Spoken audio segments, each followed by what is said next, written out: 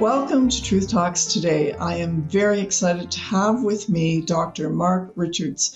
Dr. Richards is an American physician who has held leadership positions in national, regional, medical and surgical societies, and he has been a physician consultant to the White House. So he's going to bring his expertise to the discussion today of health, wellness, and the corruption within medical associations. Welcome, Dr. Richards. How are you today? Thank you, Anne. Thank you for having me. I'm just excited. The first thing I want to do is show a picture of your book that I'm just going to hold it up here. I hope you can see this. And this book, Nobody Wants You Healthy, is what got me hooked. I will say I am hooked. And so I found it to be really eye-opening.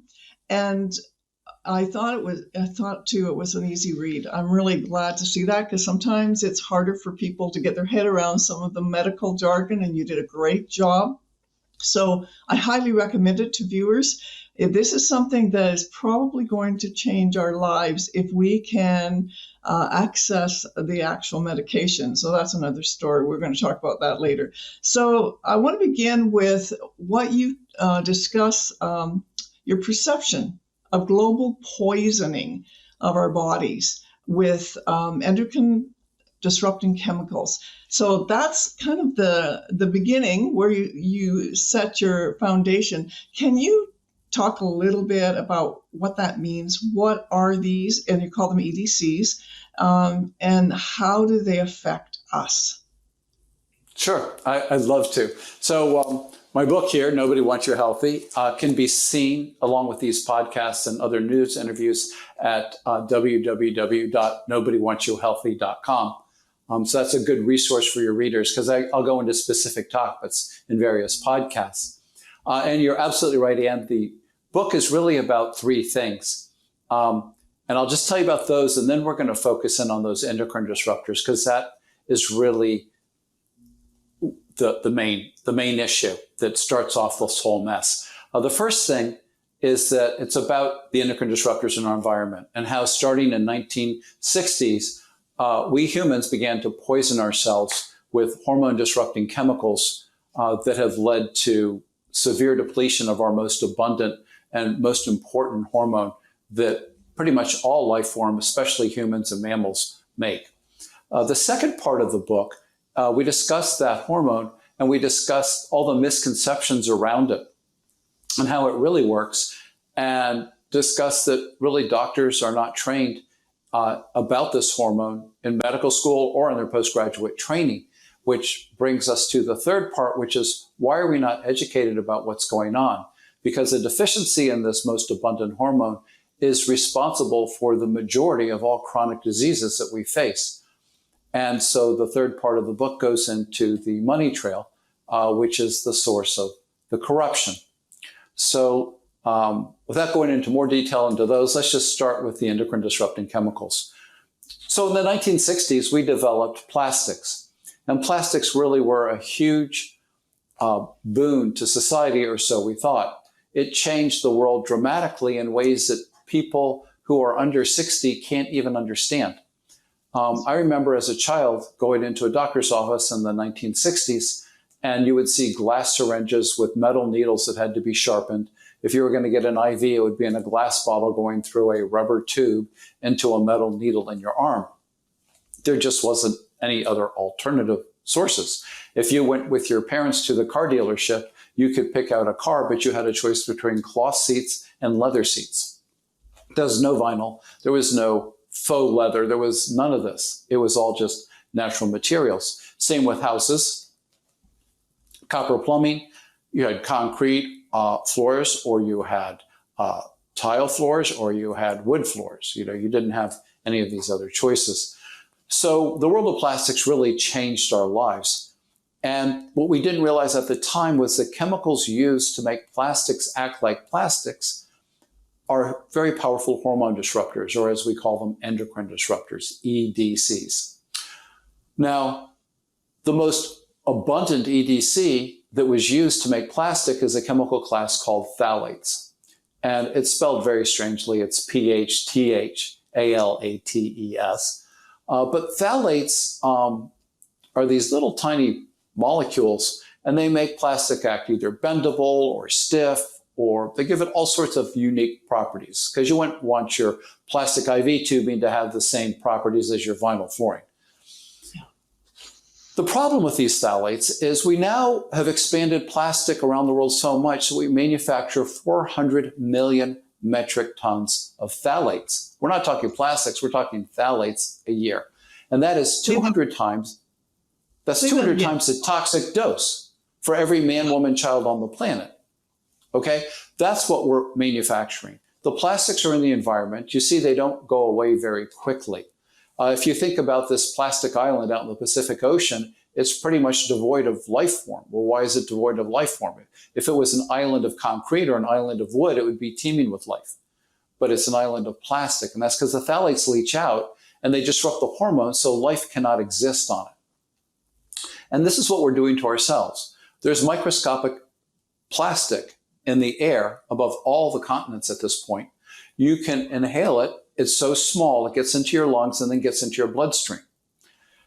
You can have, there's plastic, microscopic plastic in your tap water. There's microscopic plastic in all the food you consume.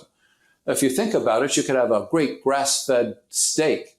You know, the cow has no hormones and no pesticides, just eating grass. Of course, this is going to be healthy. But if you actually look at the meat, it has microscopic plastic in it because the plastic's raining from the air down onto the grass. They put phthalates in a lot of things to make things flow smoothly. So you get phthalates absorbed through your skin in skin conditioners or shampoos or things like that. They even put it in concrete to make concrete flow smoother.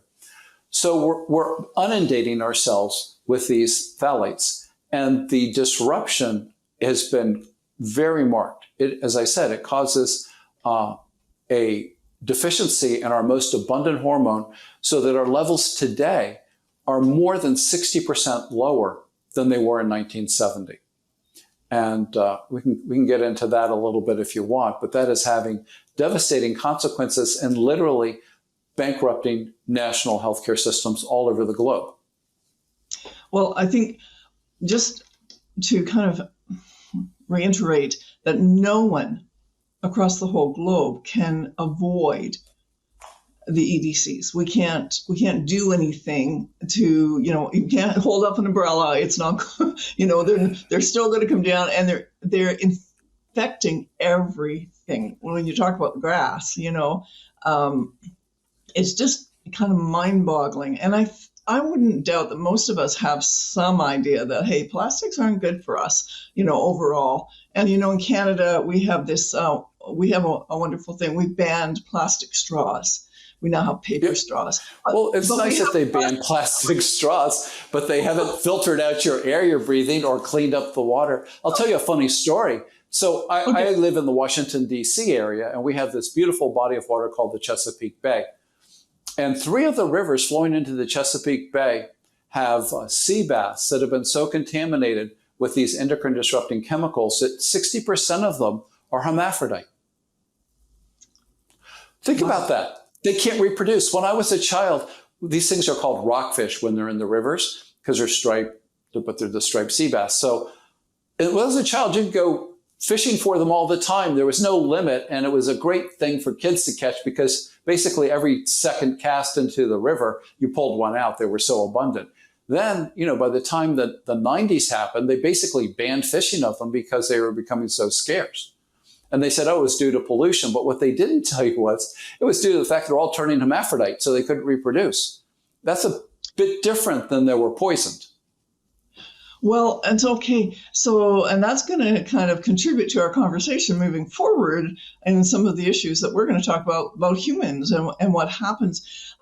So let's talk about how then these plastics do affect us. I'm thinking particularly children, because this has been going on for, 50, 60, 70 years. So at this point and stage in our history, how do you see it affecting children and adolescents and young adults? Because if that's been, changing our very hormonal structure. Ooh, this is pretty scary. Well, it is scary, but it's like any problem. You have to take a deep breath. As long as you're still alive, you can deal with it and come up with some sort of answer, or at least maybe not a solution, but an appropriate response that's helpful. So getting on to the hormone section, it turns out that the most abundant hormone in humans, regardless of your sex, is testosterone. And a lot of your listeners are going to go, wow, testosterone, that's a sex hormone. Well, it's not a sex hormone. Testosterone turns out to be the oldest hormone evolutionarily. It started when we went from single cell life forms to multi-cell life forms. All a hormone is a messenger. So if you're a single cell little protozoa, everything's contained inside your cell and there's no need for a hormone. But once you go into multi-cell organisms, the cells need to communicate, otherwise they're all going to act independently, and that doesn't really work out very well. So they came, nature evolved hormones. And with testosterone being the oldest one, you can imagine that most of its functions are the functions that are key to life. And in fact, they are. So they control things such as metabolism. They help with cell growth. They help with calorie usage, fat usage. They control how you deal with blood sugars, so they prevent you from becoming diabetic. They prevent you from becoming obese. And part of that is that 100% of the estrogen that's in most all of our cells is made inside each cell from testosterone. You don't get estrogen from your blood going into your cells. 100% of that estrogen has to be made in each cell because each cell requires a different amount of this very powerful and dangerous hormone, estrogen. But they all need it. Estrogen is a fertilizer. The problem with having it in the blood at high levels for any length of time is that it causes cancers because it's a fertilizer. So every cell in your body has testosterone. Every cell in your body that needs testosterone, which is all of them, actively transports it from your blood into your cells. In females, it does that, but the vast majority of testosterone in females is made inside each cell. And this becomes very interesting and explains a lot of things that we see. Our Anne and my, a woman and a man's, kidney cells have the same amount of testosterone and estradiol in them. Our muscle cells have the same amount. Our heart cells have the same amount. We can exchange organs because the two most important hormones inside the cell are equal, whether you're male or female. As long as you're human, it's the same level. It's just Anne produces most of her testosterone inside the cell. Now, if I give her testosterone in a pellet, let's say, and she's deficient in her cells, then it will go through the bloodstream and her cells will actively transport it in, just like mine do. My cells, if you remove my testicles, would produce some level of testosterone, but as an XY chromosome, I'm not designed to make a lot of it inside my cell. This whole difference in where men and women make their testosterone completely affects the way we look, because the outside receptors that are sensitive to testosterone are your hair and oil gland units. And in a woman, the outside, in both sexes, it's a hair and oil gland units. And in both sexes, estrogen in the blood hits the outside receptors, which is in breast tissue, which both sexes have, and also uterus, which only one sex has. So when you start trying to unpeel all this, these are not male and female hormones. These are hormones essential for life in both sexes. But since men's supply of testosterone has to go through the blood, they're going to be hairier because it hits more of those outside receptors. Since women's testosterone is made inside each cell, it doesn't get in the blood very much, and they're a lot less hairy. And women, by design, start making high levels of blood estrogen for about 2 weeks out of every 4 weeks once they become fertile. You can't do it for 4 weeks in a row because that's too dangerous for everybody to get breast cancer or uterine cancer. So it's only 2 weeks out of every 4 for just during that fertile period in life. But that means the blood levels get high. And when the blood levels get high, it hits those outside receptors and it causes breast tissue to grow and uterine tissue to grow. And then your body shuts down that cycle and the breasts tend to shrink a little bit and the uterine lining comes off. And then next month you start it over again. So if you're thinking, that women have more estrogen than men, that's not true. Their blood level's higher for 25% of their total lifetime than a man. But for the other 75%, it's equal or less than a man. It's only spiking up for that period where they're fertile. So this is sort of the background of testosterone. The other thing testosterone does is it prevents inflammation. It's the most powerful controller of inflammation in your body. And this is where your specialty comes in, because not only does inflammation cause plaques in the arteries leading to strokes and heart attacks, but inflammation in the brain leads to a lot of emotional and neurological disorders, such as depression, anxiety, cognitive changes, even dementia. Those are brain inflammatory problems. So now let's step way back to where we were, where we have these phthalates taking 60% of our testosterone away in both sexes. And now you have people that have anxiety, they have depression, they can't think clearly, they have some emotional disorders, they have a much higher rate of strokes and heart attacks, a much higher rate of obesity and diabetes. If you look at it now, it's 80% of adults in America, and I'm sure in Canada, are either severely overweight or obese, right? 50% of adults are diabetic or pre-diabetic. Now it's so bad that teenagers, a third of them are diabetic or pre-diabetic, and 50% of them are overweight or obese. This is not how it was in 1960. 10 times more people are diabetic now, and 10 times more people are obese. It's an environmental poisoning that we have to recognize. And I guess, I don't know if you want to go into the third part of this, but I can tell you why it's not being recognized and treated, and that has to do with the money. Yes, you said something in your book that caught me right away, and it was that 75%, I think that was published, medical peer-reviewed articles, research, scientific research, is not reproducible. It can't be reproduced in other labs, and so this, of course, I was like, all right, this sounds familiar to me, because in my area as well, I've seen that in the whole area of psychology, and there's some things that have come out that seem extremely biased, and it's like, can this really be? And yet it gets promoted as this is the research, right? So yeah, let's talk about. You want to talk about that?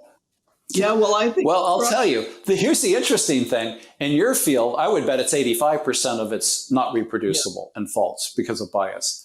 In the hard sciences and medical sciences, John Ioannidis, the most brilliant, he's like as they call him, the Stephen Hawking of medicine.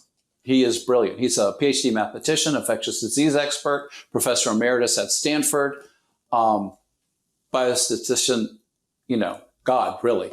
And in 2005, he wrote an article, Why Most Research Findings Are False. And in it, he stated that over 75% of science and medical peer-reviewed journals articles are not reproducible in independent labs. He was very polite. He didn't call them false. But he said they are not reproducible in independent labs. And people were just shocked at the time. So they started looking into this. And then people started coming out of the woodwork. The CEO of Amgen, which was a startup biotech company that was making cancer cures, went through $1 billion of funding and was about to go under. And the head of research there said, we got a problem. These drugs we make should work based on the 56 most important cancer studies published. And he said, there's something wrong here. So we called up all the labs in those studies, got the same ingredients, same suppliers, ran the same experiments, only 6 were reproducible. Then he tried to have lunch with all the ones that had fake results or false results. And only a couple people even agreed to have lunch with him. And when those couple people said, yeah, I'm not surprised. We had to run that experiment 20 times to get that result, the result they wanted. It's just unconscionable. So then Bayer, huge pharmaceutical company based in Germany, the head of Bayer, the CEO of Bayer, told Fortune magazine, said, absolutely, he's right. He said, we have to redo every experiment if we're going to base a product on it, because the vast majority of them are false and they don't work. And so the question is why? Why is this? Now the National Academy of Science knows it, NIH, for all their biases, they admit it. And it really comes down to the same reason you have all this climate science stuff, that when you really start digging into it with a physicist, it's not right. When you have a third of all temperature reading centers in the US being made up numbers because they stopped working a decade ago, that doesn't give you much confidence in their readings, does it? And it comes down to a joke I heard, which is, 98% of climate scientists have agreed that they don't want to be defunded. And the same thing happens to the medical researchers. They're getting their money from somebody, and that somebody wants a certain result. And if it's not the somebody that wants a certain result, they want a certain result so that they can advance in their university tenureship and get more grants for their labs. So the pressure to statistically manipulate data falsely or to make up data is extremely high, because if they don't get the right result, they're not getting money. They can't afford their house. They can't send their kids to college. It's an ongoing problem. And that is the primary cause of all this false research. The second cause is human hubris and the desire for power and fame. And then the third one, as we've seen with this whole COVID debacle, is trying to cover up, how you killed millions of people while you made millions of dollars. Well, and I mean, you've explained it really, really well. And I think there has been a wake-up call to many, many people over the COVID debacle. I mean, a lot of people are still kind of running full tilt with it, but there's a lot of people that have kind of put the brakes on in their thinking about, who do we trust here? Can we really trust, the research? The follow the science that we heard? It was like immediately. It made me so mad. Oh, so mad, Ann. Because I know the truth. I know the truth. I'm a science geek, and I know the truth. And even when I tried to speak it or publish it, it was censored. Yeah. Oh, and so, I mean, perhaps it's the good news that people are awakening and they're skeptical now, really skeptical. And I think that is good, because for me and my area of research, for many years, I've been going, this is the reality. This is what I see. This is what people experience. And then, the research is like, well, that's not true. And I'm like, just a minute. The people on the ground, the foot soldiers, so to speak, often are more aware of what is actually true about some things. Except now I have to change that a little bit, because I don't find medical doctors, like the foot soldiers, the GPs, those that are on the front lines that way. I think that they've bought into the idea that medical research is sound. It certainly seemed like that for most doctors in Canada over COVID. And with everything you're talking about, we're going to get into more in their second segment, but it doesn't seem like they just seem to get what's given to them, and they're not really taking it apart and going, wow, let's really study this more. And perhaps that's a time issue for some too. But anyways, I'm rambling on.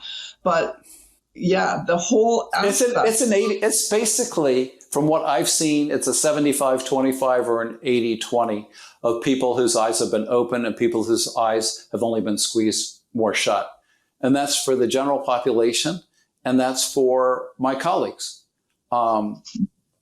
I think my practicing colleagues, it's probably a much higher percentage whose eyes have been open, because they're seeing their patients damaged badly neurologically. Healthy people, even young people, damaged where they're no longer functional. People in their 40s and 50s dropping dead, after a vaccination. And, you need to have hundreds of patients to see that, or thousands of patients to see that. So a single person who doesn't treat the population may not experience that because they don't know 1,000 people. But, right. Doctors who see, between the patients and the family members, thousands of people, and they hear these stories, it doesn't take long before you start to realize that there's a big problem and something's being covered up and lied about. And when you couple that with the fact that many hundreds of $billions have been made by the pharmaceutical industry, and that, for example, Moderna paid the NIH scientists $400 million in intellectual property payments in one quarter. Okay, so Fauci and his buddies got $400 million over at NIH. You start to see clearly what the incentives are to lie to people, even if you're killing them. And it's just probably one of the most disheartening things I've ever seen. I wrote an article today. I don't know if it'll get published, but I wrote an article discussing how Dr. Malhotra in England, I don't know if you're familiar with him, Dr. Asim Malhotra, he's a lead cardiologist in the National Health Service and a lead spokesperson and expert in health out of the National Health Service out of London. And in the beginning, he was a big proponent of everybody getting the mRNA vaccine. And then he started talking to some of his colleagues and some people leading large cardiology clinics who said, look, we're not going to say this publicly, but we're seeing myocarditis and pericarditis just rampant and people having heart attacks who don't have any plaques. And they said, I don't think this is safe. And then he didn't know to believe it or not. And then his father got the vaccine, and a month or two later, he dropped dead of a heart attack despite having no coronary artery disease. And he started really looking into it and talking to the leaders at Harvard and Yale and Stanford and Oxford and all the researchers. And privately, they were all saying, yeah, we're finding these findings, but we're not publishing them because if we do, we're going to lose our research grants. And that's how it's just incredible. And he was so upset that he started speaking out in the British healthcare system saying, hey, you know what? We do not have the data. We don't have randomized controlled trials. We do not have safety data. We need to stop this immediately. Of course, he was roundly overturned. But something very strange happened this past weekend, something that should give all of us a lot of hope. And that is that the International Court in Helsinki heard a case about the dangers of these viruses and subpoenaed him as a witness. And he gave a 30-minute introduction to his testimony that was naming names and incredibly damning to the whole vaccine debacle, as you called it. And I think, in my heart of hearts, I think this is the first little baby step towards a Nuremberg trial, like happened after the Holocaust when 6 million Jews were exterminated, because a lot of the researchers have figured the vaccines have killed about 17 million people globally in the years since they've been given. And so this is almost 3 times the amount of Jews killed during the Holocaust, and certainly warrants a Nuremberg-type trial. The Nuremberg Code, which is supposed to be honored by all countries on the globe, was clearly violated. All you have to do is look it up and read it, and you realize that every country and their embrace of tyranny and mandates without any basis in science, really, just the lies from a drug company that it later proved were lies, took away your civil liberties and forced you to do an experiment with genetic therapy. And that is an international crime. So yes. I was censored for saying that earlier, but now Dr. Malhotra clearly explained it in an international court in Helsinki. And I think, you know what, this is the first step forward. And I think that those who did this and embrace this problem, embrace this tyranny, have a lot to worry about. And I'm sure there will be a lot of censorship, arrests, accidental deaths, fake suicides, all sorts of stuff happening of all the people that are trying to get this straightened out, because the powerful have a lot to lose, and they never should have embraced tyranny in the first place. Well, he's a very brave man. That takes a lot of courage to name names, like you're saying. And those that the elites, I'll call them elites, and those who manipulate and control big pharma do have a lot to lose. And I think what we're going to do is we're going to leave off this segment, this session, with that, is just kind of talking a little bit. We'll go into more of the big pharma in the next session, but also then look at what we were talking about earlier, the EDCs and the ability what you've discovered regarding what you would call, I would call miracle hormone testosterone, because I think it's going to just be so exciting for people to hear this. And here's another element where this has all been suppressed, where health producing hormones that can really change the trajectory of chronic illness and other, maybe less serious health issues has been suppressed. So let's take a break and let's come back and talk about those things in the next segment. You've been listening to Truth Talks with Dr. Ann. Thank you so much for joining us today. You can find Ann's books, blog, and sign up for the newsletter by going to restoringthemosaic.ca.